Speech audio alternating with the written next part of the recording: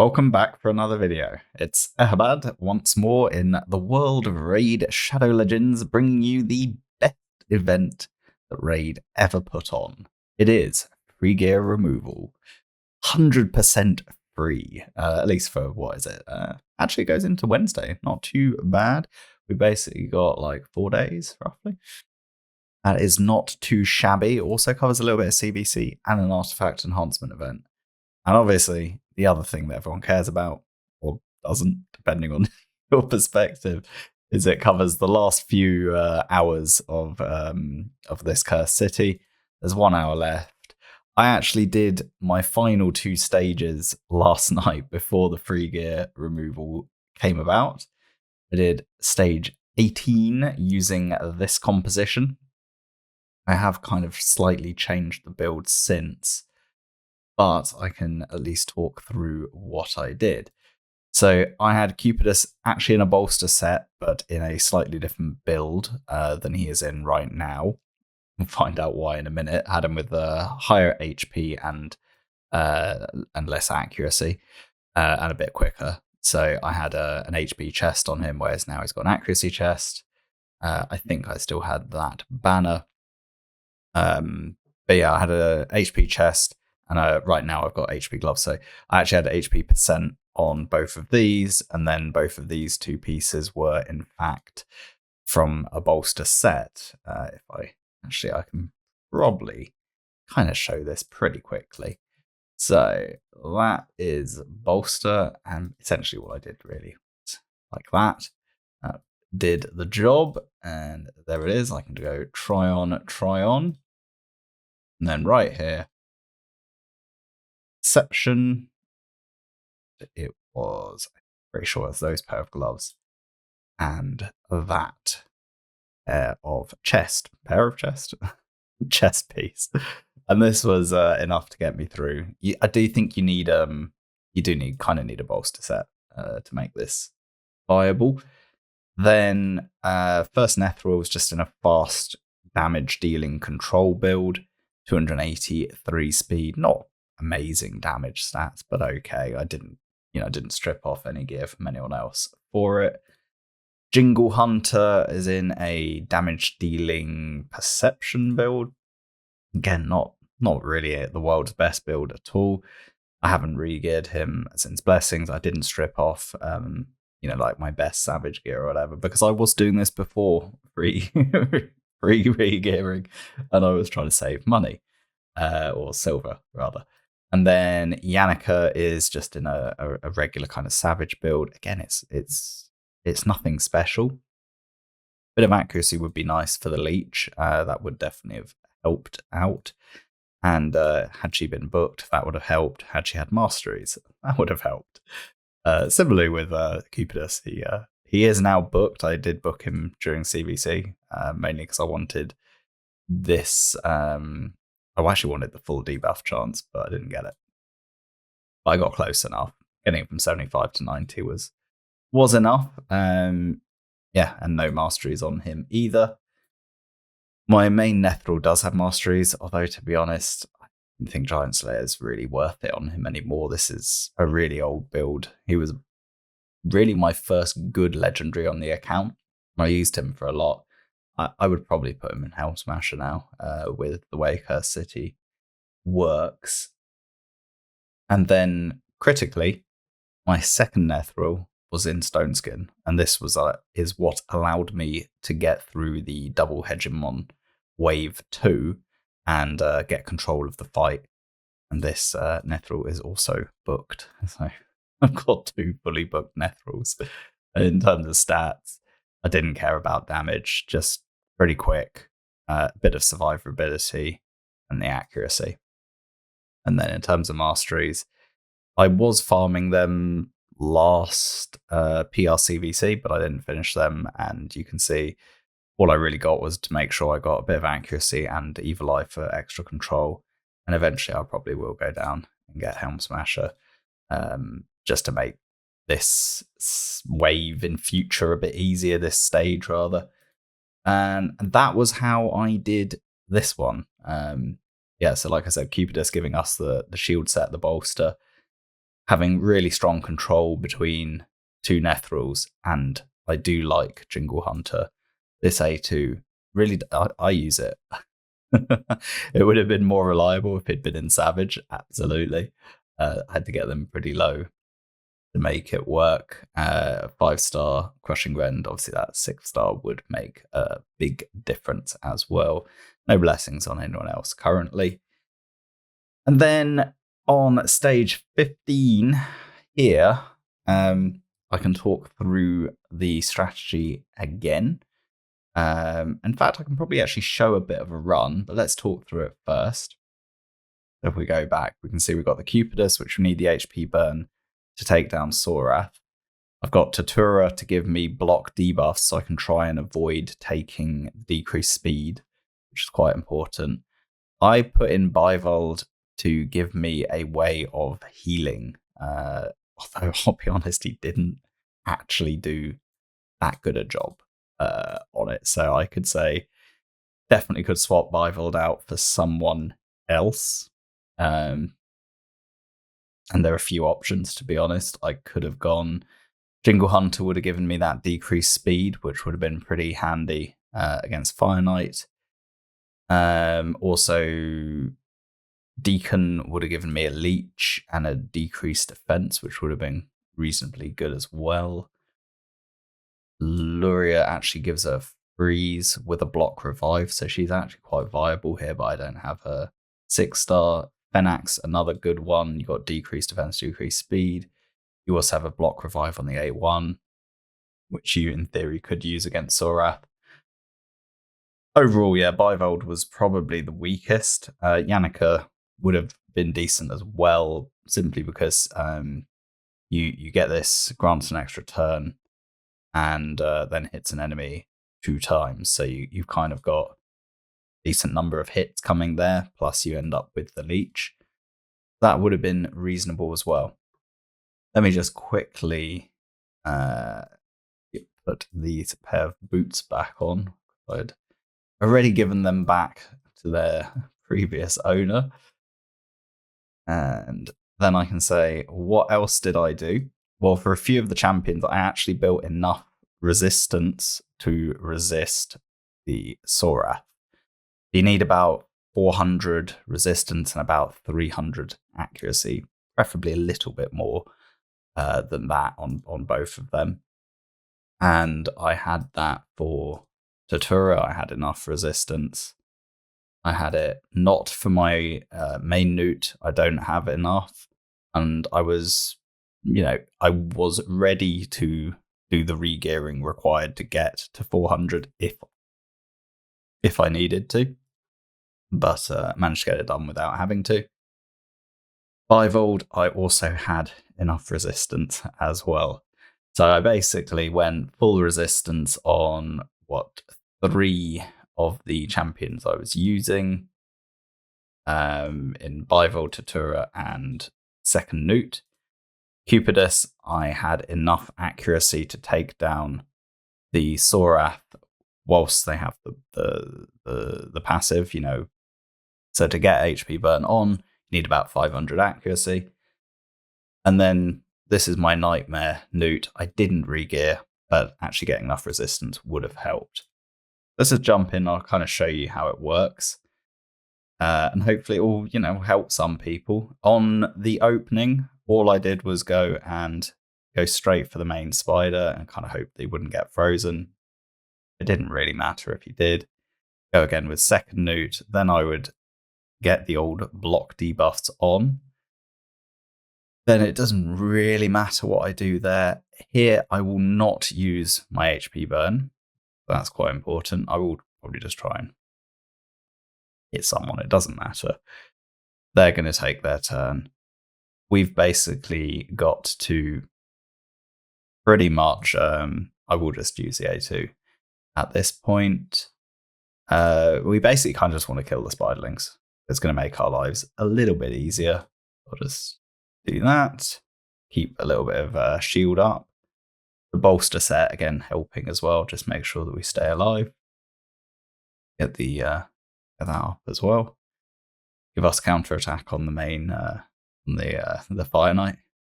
This is a bit of a problem. Don't know why this Cupidus has been absolutely pummeled, but we will have to go like that. Get him under veil. Try and do that. But now both spiderlings are down. Unfortunately, we've now taken decrease accuracy. Bit of a problem, because now I can't use that either. Buff myself again. Cupidus dies here, we're just going to have to redo it.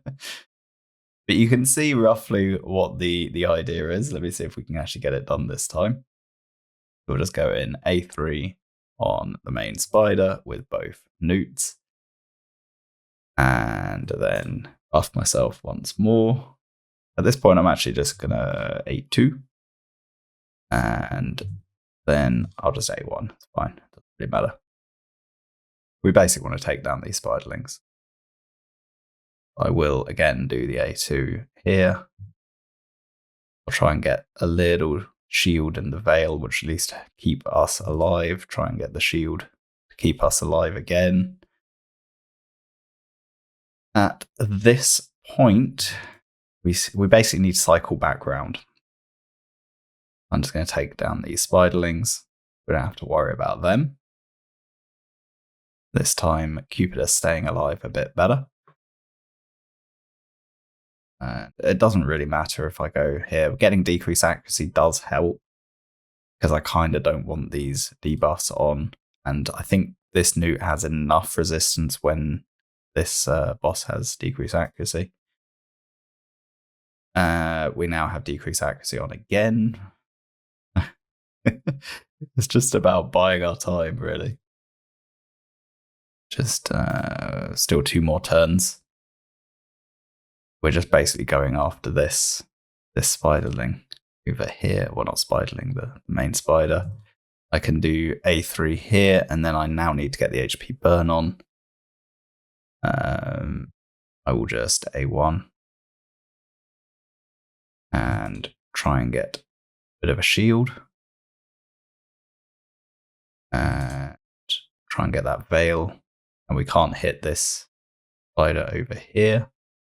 I have to A1. I have to A1 as well.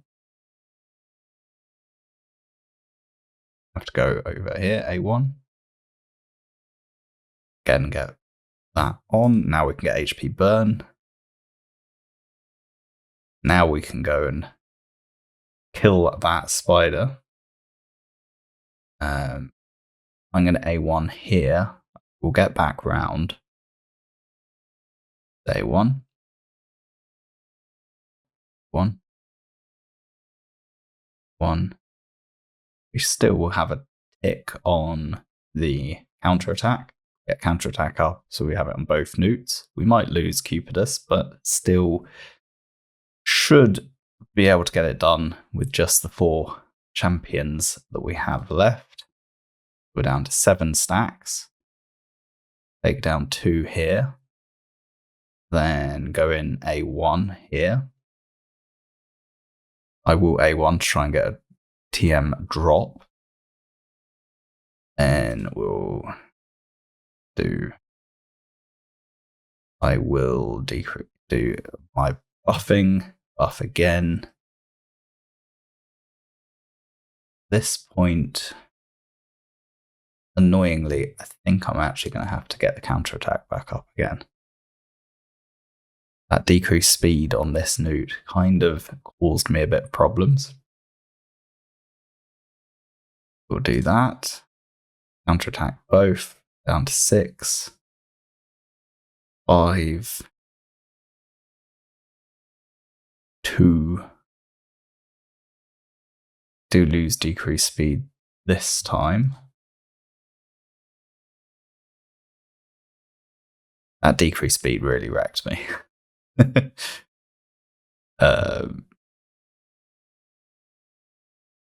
What are we going to do? A1 and try and get counterattack up now. I can on both of the newts. A1. Off. Counterattack. Counterattack. You can see it's a little bit touch and go. It would have been better if Cupidus had stayed alive. Absolutely. Would have just given us that extra hit. 2 hits there. A1. We will get 2 drops now, which is a decent amount. And just get in there. Go for the big hit. On this one, I'm actually going to drop the TM. I need to get back round. Buff myself. Get the counter attack. So it's kind of like a game of cat and mouse. Actually just going to go and pummel through. Doesn't do fantastic damage, but does do a bit. And try and kind of get myself ready to break the turn meter the next time. Ooh, yeah. I'm just going to go counter attack. The Finite will heal himself a bit. Should just be able to go A1 again. A1, I probably should have actually done the double hit. Go in quickly there. Here should get 1 TM drop. Buff myself again. Go in for a big hit. Try and get a little bit of healing. Try and drop that turn meter as much as I can. And didn't have counterattack up on either. Ooh. At which point I'm just going to go again for damage. Get myself a little shield, but the problem is we do no damage. I now need to get the counterattacks up on both newts. You'll get a bit of heal. It's quite a big heal, actually. It went a lot smoother last time. Having that decreased speed on this newt really, really hurt. Really hurt us. I did think about putting Bivold in curing as well. I thought that could be a good solution to all of this, or in Miracle Heal, because I could put one spot on him. That. Go A1. Try and drop that turn meter right down. Get Leech up. Again, let's try and really drop this turn meter down this time. Give ourselves a bit of a position, see if we can get... yeah, we did. That was what I was hoping for. Brimstone. But let's do big damage now. And actually, I think we're going to get him down now. Bang. There we go. So we just needed that little opening. You can see how it works. But that, I mean, for me, is very reliant on double newt. But I think if I didn't have him, like you saw, Bivold wasn't really doing that much. So I think you could drop Bivold, drop one of the newts, probably find a better aura. I think Phenax would have been really strong. I think if you put Fodbar into a kind of a solid build where he's able to stay alive, potentially Tatura could have been in the bolster set. Has a really good base stats and would work well in bolster. Obviously, anyone who's got high blessings makes it easier to build. Particularly if they've got 5-star blessings, you get the extra things. And with Fodbar, you've got a triple hit on the A1, got decreased defense, and you also have heal reduction that makes it that bit easier as well. I do like Jingle Hunter. I like Yannicka. So I think there are other ways of doing it. You do need at least one newt, I would say. I don't think you can do it without. And that's kind of what I wanted to show. I mean, we've got 52 minutes left. There's 2 stages that I'm just not going to do. I've made my thoughts clear on this one. I can't be bothered to put everyone in stun set. I'd also need to put everyone into fearsome presence realistically, and you can see I don't really have anyone in it, and I don't know. It doesn't seem interesting to me.